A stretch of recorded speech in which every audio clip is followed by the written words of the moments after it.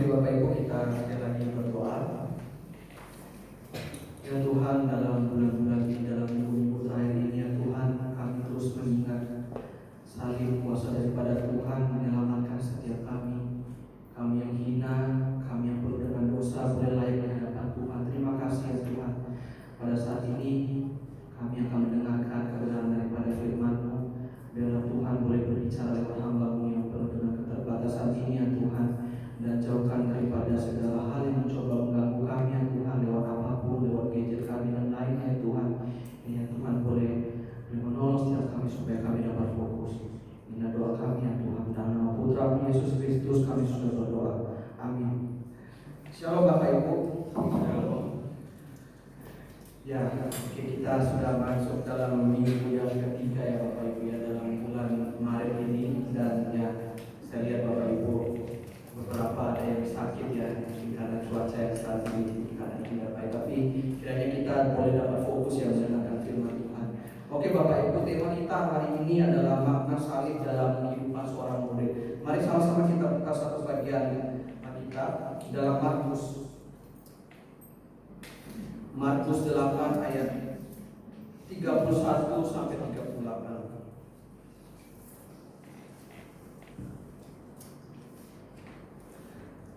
Markus 8 ayat 31 sampai 38. Yang pria bacakan ayat 31, yang wanita baca ayat 32 sampai berlanjut sampai ayatnya 38. Markus 8 ayat 31 sampai 38. Yang pria bacakan terlebih dahulu 2, 3. Kemudian mulai Yesus mengajarkan kepada mereka bahwa anak manusia harus menanggung banyak penderitaan dan ditolak oleh tua-tua, imam-imam kepala dan ahli-ahli Taurat, lalu dibunuh dan dibangkit sesudah 3 hari. Hal ini dikatakannya dengan terus-terang, tetapi Petrus menarik Yesus ke samping dan menegur dia. Maka berpayunglah Yesus dan sambil memandang murid-muridnya, dia memarahi Petrus, katanya, "Janganlah iblis, sebab engkau bukan memikirkan apa yang dimikirkan Allah, melainkan apa yang dimikirkan manusia." Lalu Yesus memanggil orang banyak dan murid-muridnya dan berkata pada mereka, "Setiap orang yang mau mengikut aku, ia harus menyangkal dirinya, memikul salibnya dan mengikut aku. Karena siapa yang mau menyelamatkan nyawanya, ia akan kehilangan nyawanya. Tetapi barang siapa kehilangan nyawanya karena aku dan karena Injil, ia akan menyelamatkannya. Apabila seorang memperoleh seluruh dunia, tetapi ia kehilangan nyawanya. Karena apakah yang dapat diberikan sebagai nyawanya? Sebab barang siapa malu karena aku dan kata-kata aku di tengah-tengah angkatan yang tidak setia dan berdosa ini, anak manusia pun akan malu karena orang itu apabila ia datang pulang dalam kemuliaan Bapaknya, diiringi malaikat-malaikat kudus." Demikianlah jawab pembacaan kita pada hari ini Bapak Ibu. Berbahagialah kita yang melakukan setiap kehendak daripada Tuhan. Oke Bapak Ibu, ya dalam perjalanan kehidupan seorang yang percaya kepada Tuhan, pasti namanya penderitaan itu ya sudah pasti ada Bapak Ibu. Karena itu adalah ya, jalan kita. Kalau katanya di film kartun itu jalan ini adalah jalan ninja. Kalau jalan orang Kristen ya jalan penderitaan Bapak Ibu. Tapi Bapak Ibu, karena jalannya penderitaan, banyak akhirnya itu orang yang menyangkal iman atau meninggalkan Tuhan. Karena menurut mereka jalan penderitaan itu sulit ya, jalan ikut Tuhan. Tapi itulah memang kekristenan Bapak Ibu. Minggu lalu beberapa minggu kita belajar ya. Ternyata penderitaan itu adalah suatu hal yang dikaruniakan juga kepada kita ternyata. Dan itu memang sedikit membuat kita bertanya-tanya. Tapi kita akan melihat dari teks ini Bapak Ibu, bagaimana makna salib itu boleh hidup dalam kehidupan para murid. Nah Bapak Ibu dikasih Tuhan, teks yang kita baca tadi. Oke, teks yang kita baca tadi ya, di dalam sepanjang Injil Bapak Ibu. Teks yang momen yang paling penting itu adalah ketika Tuhan menanyakan kepada Petrus, "Siapa aku?" Katanya adalah, "Engkaulah Mesias." Kemudian Tuhan bilang, "Ya Petrus, berbahagialah kamu Simon bin Yunus, karena yang menyatakan itu kepadamu itu adalah Allah. Tetapi Bapak Ibu dalam perjalanannya, walaupun Petrus itu menyebut Tuhan itu Mesias, tapi dalam perjalanannya Bapak Ibu dia nggak tahu identitas Tuhan Yesus itu siapa. Dia nggak tahu panggilan Mesias itu untuk apa. Dia nggak tahu itu Bapak Ibu. Dan 3 hal yang dia tidak tahu adalah Tuhan itu, Mesias itu akan mengalami penderitaan, Mesias itu akan mendapatkan penolakan, dan dia akan mati. Dan dia akan mati Bapak Ibu. Walaupun dia sebelumnya bilang Tuhan itu Mesias, orang pribadi yang sangat luar biasa, tapi dia itu nggak ngerti Mesias itu siapa Bapak Ibu. Nah Bapak Ibu, kalau kita perhatikan di dalam teks yang kita baca tadi, ya, misalnya tadi di ayat 31 itu ada kata anak manusia. Kalau Bapak Ibu biasanya ketemu kata tentang anak manusia, itu Bapak Ibu pasti ketemu dalam Yeskiel atau dalam Injil, itu sering anak manusia dan sebagainya. Tapi Bapak Ibu, kalau dalam Yeskiel itu adalah sebutan untuk anak Allah. Tapi kalau dalam Injil kita akan perhatikan di dalam Injil Bapak Ibu, di dalam Injil itu ada yang mengarah kepada Daniel. Apa yang ditulis sama Daniel dalam Daniel 7 ayat 13 sampai 14. Dikatakan seperti itu Bapak Ibu. Ada seorang manusia turun dari langit dan dia itu punya kuasa, dan kuasanya Bapak Ibu, dan kerajaan itu dikatakan tidak akan lenyap, akan kekal. Dan itulah anak manusia Bapak Ibu. Tapi Bapak Ibu, mungkin kita bertanya ya, kenapa Tuhan itu jangan sebut, dia tuh malah senang sebut dirinya sebagai Mesias, sebagai anak manusia daripada Mesias. Pernah kita bertanya seperti itu Bapak Ibu? Kenapa ya dia menyebut anak manusia akan diserahkan, anak manusia akan diini dan lain sebagainya? Dia selalu mengucapkan itu. Makanya tadi ada 81 kali dalam Injil itu Tuhan Yesus menyebut dirinya sebagai anak manusia.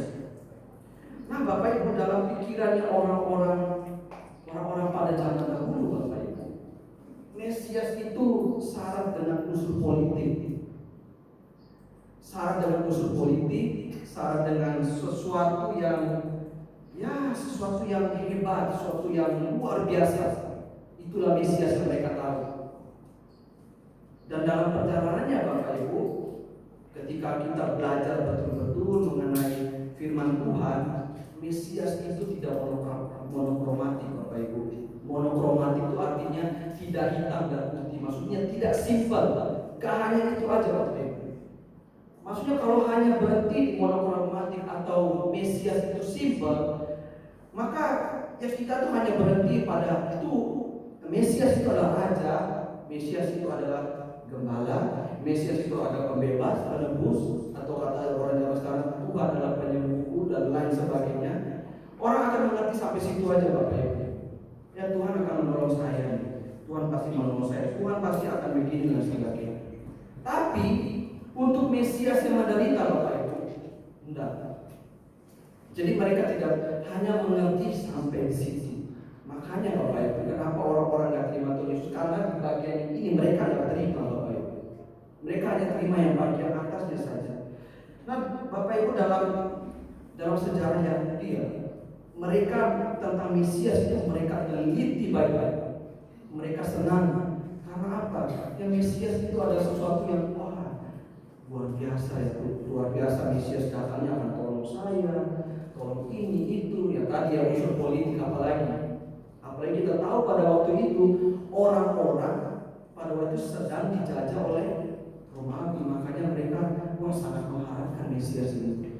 Tapi dalam perjalanannya mereka nggak ngerti ada ternyata Mesias itu, panggilan Mesias itu menderita juga Bapak Ibu. Nah makanya Bapak Ibu, kalau kita misalnya searching dalam kutubnya, ada satu bagian yang ditolak oleh banyak orang, yaitu bagian Yesaya 53. Bapak Ibu bisa searching saja di YouTube ulang ini. Banyak orang yang melakukan sosial eksperimen di kumpulan-kumpulan orang Yahudi, mereka baca Yesaya 53 dan mereka mengatakan, kamu orang gila, apa yang kamu baca itu gak benar. Kenapa Bapak Ibu? Karena ini adalah nubuatan Mesias yang akan di apa? Yang akan menderita. Dia akan dihina, dia akan dihindari orang, dia tertikam karena kejahatan kita, dia akan dianiaya. Ini tidak diterima oleh kebanyakan orang, Bapak Ibu. Dan mungkin juga banyak orang sekarang ini yang gak mau menerima Tuhan Yesus itu adalah panggilan Mesias dan juga adalah penderita. Bahkan kita juga merasa, saya jadi orang Kristen gak mau lah ikut jalan menderita. Ngapain? Orang Tuhan saya itu raja pembebas. Bisa juga kita seperti itu, Bapak Ibu. Dan ini yang terjadi. Yesaya 53 itu tidak diterima oleh orang-orang Yahudi pada waktu itu, Bapak Ibu. Sampai saat ini pun bagian ini tidak diterima. Nah, Bapak Ibu, kita perhatikan lagi ya bagian selanjutnya yang kita bisa renungkan. Poin kedua itu di ayat 32 dikatakan Petrus itu menarik Yesus dan menegur dia. Petrus itu menarik Yesus dan menegur dia. Nah, Bapak Ibu, kalau dalam dunia sekuler ya, kalau kita tegur guru, ya nggak apa-apa. Maksudnya, ya nggak apa-apa kalau tegur itu salah, ya nggak apa-apa kita tegur aja, nggak apa-apa kalau salah. Ngapain takut? Tapi kalau bagian ini, ya Petrus itu tegur Tuhan, Bapak Ibu, luar biasa ya tegur Tuhan. Apa yang pernah tegur Tuhan menolak kehendak Tuhan? Ya dia tegur Tuhan, Bapak Ibu. Dia tegur Tuhan, Tuhan, yang benar aja. Masa mau mati? Padahal kan Mesias itu raja. Kamu kan seorang pembebas, penebus, seorang penyembuh. Kenapa harus mati? Kenapa harus menderita?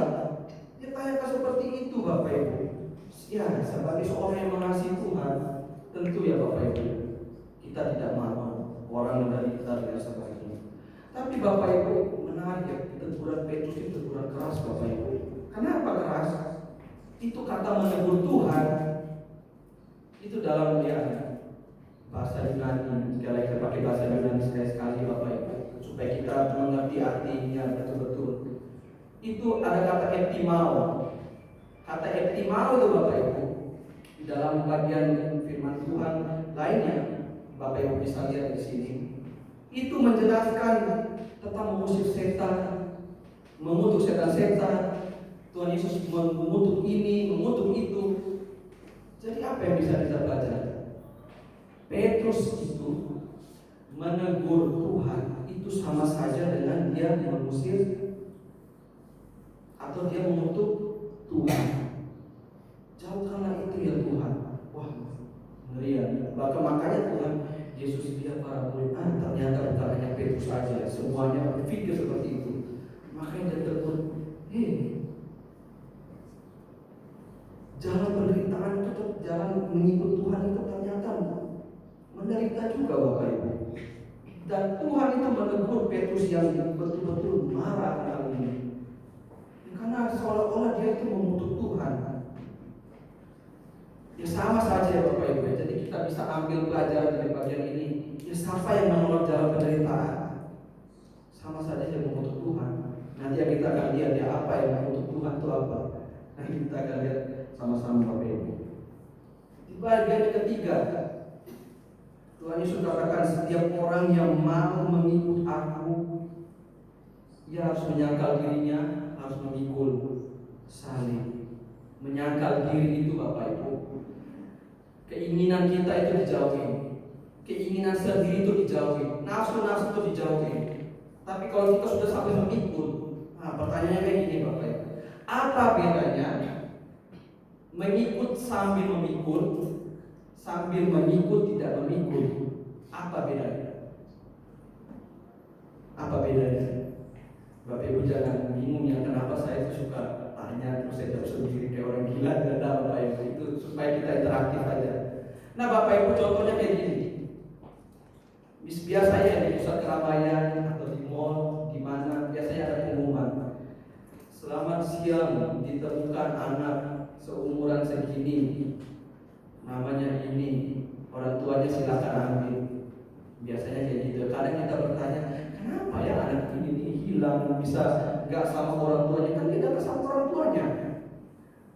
Tapi Bapak Ibu, apa sih yang membuat anak itu ya pecah sama orang tuanya, atau apa sih yang membuat orang tuanya itu sampai lupa anaknya? Karena dia nggak memikul sesuatu Bapak Ibu. Ketika datang ke mall, oh itu dia melihat toko ini. Kalau saya biasanya ke mall pencar sedikit, ke toko gunung bisa langsung pencar ke mall lain. Nah ini Bapak Ibu, anak dari orang yang hilang anaknya ini, dia itu nggak memikul sesuatu, dan bahkan orang tuanya itu yang nggak merasa dia memikul sesuatu anaknya ini. Satu contoh kayak gini Bapak Ibu, misal di pasar, saya sering mau lihat di pasar itu orang angkat ikan itu berbox-box, beratnya minta ampun saya lihat. Kalau dia memikul, dia pasti fokus nggak sama jalan, fokus Bapak Ibu. Kalau nggak fokus, pasti dia jatuh di mana, di jalan licin karena apa kan, lain sebagainya. Nah, kenapa sih? Apa bedanya orang mau mengikut dan memikul, orang yang memikul sambil memikul dan tidak memikul? Orang biasanya nggak memikul salib itu, dia pasti jalannya nanti bego-bego. Dia hanya tahu mengikut, dia nggak ada tanggung jawab mengikut Tuhan. Terus jalan penderitaan itu apa Bapak Ibu? Ya takut sama Tuhan, hormat kepada Tuhan. Saya sudah katakan dalam hari Kamis dia, jalan penderitaan saya dan Bapak Ibu beda. Kalau saya, jalan penderitaannya itu ya sudah katakan itu minggu hari Kamis, ya bahwa hubungan PA itu susah. Itu jalan penderitaan saya. Kalau saya mau santai-santai aja ya saya nggak persiapan itu sifat. Jalan penderitaannya Bapak Ibu apa? Contoh hari Minggu ya, pakai contoh aja hari Minggu, saya mau pakai contoh lain. Ketika misalnya ada kawan ajak pergi ke tempat lain untuk ibadah, itu jalan penderitaan Bapak Ibu. Makanya jalan penderitaan kita saat itu enggak sulit, betul enggak sulit. Kalau zaman dahulu jalan penderitaan orang-orang, waduh Bapak Ibu bisa lihat aja di film-film sampai ditaruhkan nyawa. Dan berulang kali saya katakan dalam pemuda, jalan penderitaan kalian adalah ya datang ibadah. Karena harinya itu malam Minggu. Malam Minggu itu waktunya kita adalah untuk bermalam Minggu. Ya bisa definisikan sendiri. Itu jalan penderitaan kita Bapak Ibu. Kita mau ikut Tuhan, mau takut Tuhan atau mau takut sama manusia. Bukankah ketika kita takut sama manusia, ada urusannya Tuhan, kita lebih pilih takut manusia? Ya itu jalan penderitaan kita Bapak Ibu. Jangan bilang enggak usah tadi enak aja ngomong itu. Wah kita waktu sekolah teologi jalan penderitaan banyak Bapak Ibu. Ibadah itu Senin sampai Jumat. Jalan penderitaannya adalah saya mau tidur. Jujur aja Bapak Ibu. Kita tuh banyak pura-pura sakit. Habis ibadah kan dilihat saya hari juga absen. Oh ini dan dia datang ke kamar, pura-pura sakit kepala saya. Aduh sakit perut saya, pura-pura gitu kami Bapak Ibu. Banyak kan. Jadi dia langsung sidang ya. Ya itulah jalan penderitaan Bapak Ibu. Simpel sekali jalan penderitaan kita pada saat ini. Dan kalau kita itu lebih takut sama hal-hal seperti itu, kita lebih utamakan yang lain daripada ketika kita datang ibadah, itu sama saja kita lawan Tuhan. Kita nolak jalan penderitaan itu.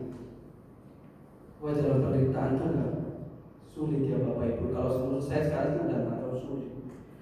Dahulu orang melakukan ziarah ke Yerusalem itu jalan kaki, lewat gunung-gunung, lewat lembah-lembah, dan di situ Bapak Ibu banyak penyambung, maksudnya perampok dan sebagainya.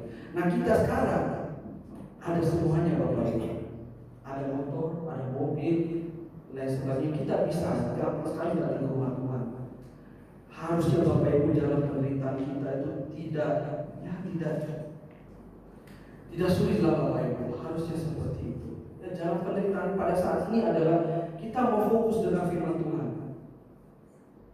Kalau ada yang baca waktu khotbah, kamu nggak balas saya marah-marah. Dia lebih takut marah temannya daripada takut Tuhan.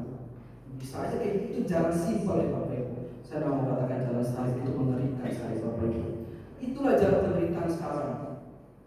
Dan itu yang selalu bisa kita terapkan, hal-hal simpel dalam pemuda dan sebagainya. Kalau bisa jangan HP ibadah, jangan.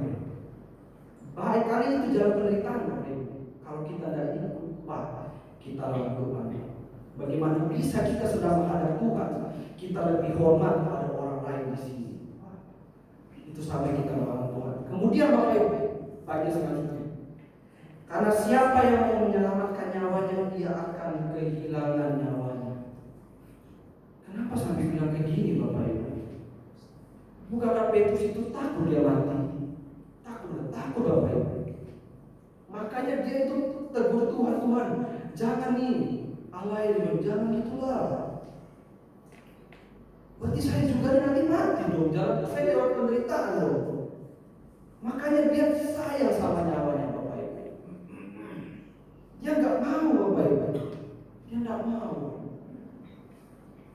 Tapi ada satu bagian yang menolong bisa menolong kita, menyadarkan kita ya kawan. Saya juga tertolong dengan satu quotes dari William Barclay, dia itu bilang Tuhan itu tidak pernah menjanjikan kedamaian, tetapi Tuhan itu menjanjikan kemuliaan.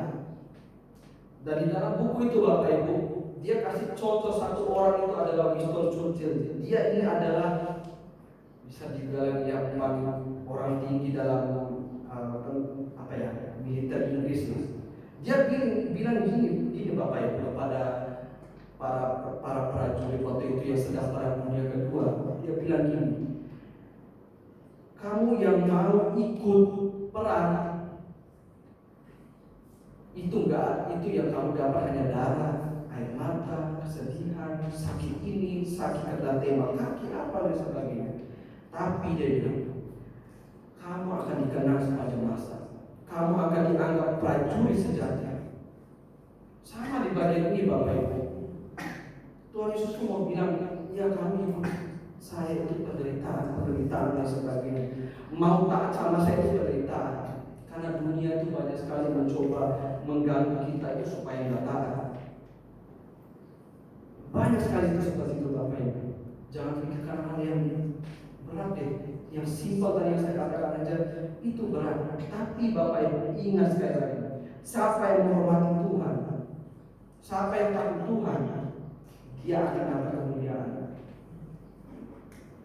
Makanya kita tahu dalam perjalanan hidup para murid Bapak Ibu, ketika dia mengerti arti salib itu, oh dia ikut betul jalan salib, dia ikut jalan penderitaan Tuhan, dia ikut, dia tidak mau ikut dunia ini, tidak mau, dia tidak mau seperti itu. Maka kita ingat ya kisahnya Musa Bapak Ibu. Kalau dibilang Musa, kalau bisa nggak mau tolong orang-orang Israel, bisa, mau enak Bapak Ibu. Tapi dia milih jalan itu. Dia milih jalan penderitaan itu Bapak Ibu. Dan bagian ini ya saya ingat satu bagian firman Tuhan dalam 2 Timotius 2 ayat 4. Mungkin kita bisa bacakan bersama-sama Bapak Ibu ya. 2-3. Seorang prajurit yang sedang berjuang tidak memusingkan dirinya soal kehidupannya, supaya dengan demikian dia berkenan pada komandannya. Ya kita ini adalah murid Tuhan, kita adalah prajurit Tuhan Bapak Ibu. Kalau kita benar-benar menyadari bahwa Tuhan itu komandannya kita tidak akan pusingkan atau kita tidak akan berkompromi dengan hal-hal seperti itu. Ya kalau saya mungkin simpelnya malam minggu yang mau main game, mau begadang, mau push rank dan lain-lain. Dan itu salib saya dengan penderitaan saya Bapak Ibu. Tapi saya ingat lagi, wah saya ini harus lakukan ini. Itu adalah jalan Tuhan. Itu jalan kemuliaan Bapak Ibu. Itulah yang dikatakan oleh Tuhan Yesus. Siapa yang mau sayang pada nyawanya, dia akan bilang sayang kepada dunia ini. Dia akan hilang kepadanya. Kemudian selanjutnya Bapak Ibu, apa gunanya seorang memperoleh seluruh dunia tapi kehilangan nyawanya? Nah Bapak Ibu, seolah-olah ya bagian ini itu menegur kembali. Petrus bilang, ikut Tuhan begini ya. Tapi Tuhan Yesus bilang, kamu serius mau ikut saya? Betul ya? Nanti kalau sudah mati saya tinggalin kamu, saya lupakan. Seolah-olah Tuhan Yesus bilang begitu Bapak Ibu. Di sini permainan kata yang bagus sekali ya Bapak Ibu ya, kata nyawa itu ya. Orang berpikir nyawa itu adalah nyawa fisik ini Bapak Ibu. Memang itu nyawa fisik Bapak Ibu, tapi itu ada nyawa kehidupan rohani, eskatologis.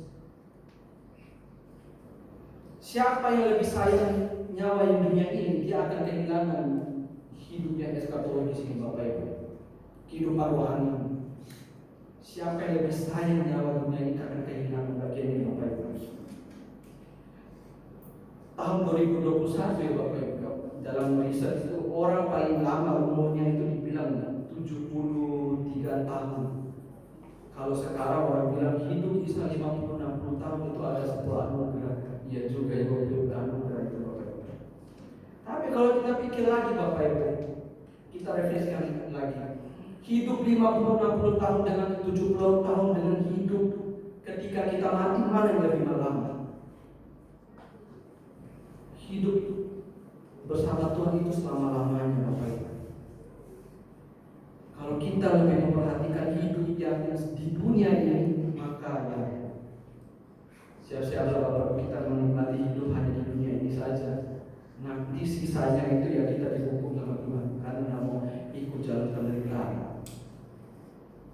Siapa yang dipanggil oleh Tuhan? Siapa yang dipanggil untuk menjadi muridnya, dipanggil untuk menjadi pelayan dan sebagainya, ikutlah jalan penderitaan. Nah, itu sangat sulit ya Bapak Ibu. Tapi sekali lagi Bapak Ibu, Tuhan bilang ikutlah jalanku, karena ada sesuatu yang Tuhan yang kasih kepada kita nanti. Walaupun itu adalah kasih Allah yang cuma-cuma Bapak Ibu kita selamat. Tapi ingat Bapak Ibu, orang yang selamat, sekali saya bilang, orang yang selamat pasti tidak mengikuti jalan penderitaan Tuhan. Kita bersyukur ya, saya pun begitu Bapak Ibu. Ketika sudah di sini itu saya banyak belajar tentang Alkitab, tentang firman Tuhan. Karena yang saya tahu Tuhan itu adalah seorang yang memberikan segala sesuatu apa yang saya mau. Tapi ketika masuk bulan-bulan ini Bapak Ibu, saya merenungkan ternyata ikut Tuhan itu salib ya. Ada jalan penderitaan, tidak sesimpel, tidak enak-enak saja. Termasuk kita Bapak Ibu, jangan nanti ketika ada hal-hal sulit dalam kehidupan kita tinggalin Tuhan. Kadang itu dikasih sama Tuhan supaya apa sih? Supaya kita taat Bapak Ibu, supaya kita mau aku sama Tuhan. Dan bagian terakhir Bapak Ibu, barang siapa malu karena aku, karena perkataanku, anak manusia akan malu terhadap orang itu. Siapa yang malu ikut Tuhan hari ini, yang tadi saya katakan ya, saya pergi gereja, dia malu sama temannya. Kamu ikut gereja, gak ikut kita ke sini. Itu malu kan? Itu simpel aja Bapak Ibu. Anak manusia akan malu terhadap dirinya. Nah Bapak Ibu, kita belajar dari Pak Jati kemarin, satu bagian firman Tuhan dalam 1 Korintus. Orang yang Yahudi mencari tanda, orang Yunani mencari hikmah. Tapi salib itu adalah sebuah batu sandungan, kebodohan bagi orang-orang. Sama seperti kita hari ini Bapak Ibu. Orang-orang di samping kiri kanan kita mungkin bilang salib itu adalah sebuah kebodohan. Ngapain kalian ikut Tuhan? Ngapain kalian berdagang gereja? Ngapain kamu melayani Tuhan? Bikin capek diri saja. Itu kata orang-orang Bapak Ibu. Tapi ingat sekali lagi Bapak Ibu, apa yang dikatakan Tuhan. Siapa yang tidak melakukannya itu, Tuhan akan malu terhadap orang itu. Dan kita tidak akan diselamatkan. Nah Bapak Ibu, refleksi terakhir ya sebelum kita menutup perenungan kita hari ini. Saya selalu baca dalam pembukaan surat itu, pembukaan surat daripada tulisannya Paulus, tulisannya Petrus, tulisannya Yakobus, tulisannya Yudas. Dia bilang gini, saya hamba Rasul Yesus Kristus. Kenapa sih dia bilang itu Bapak Ibu? Hamba itu, ya dalam bahasa Yunani itu doulos. Doulos itu dalam penjelasan itu adalah genetif, maksudnya kepemilikan. Jadi katanya itu seperti ini. Saya, misalnya Paulus, milik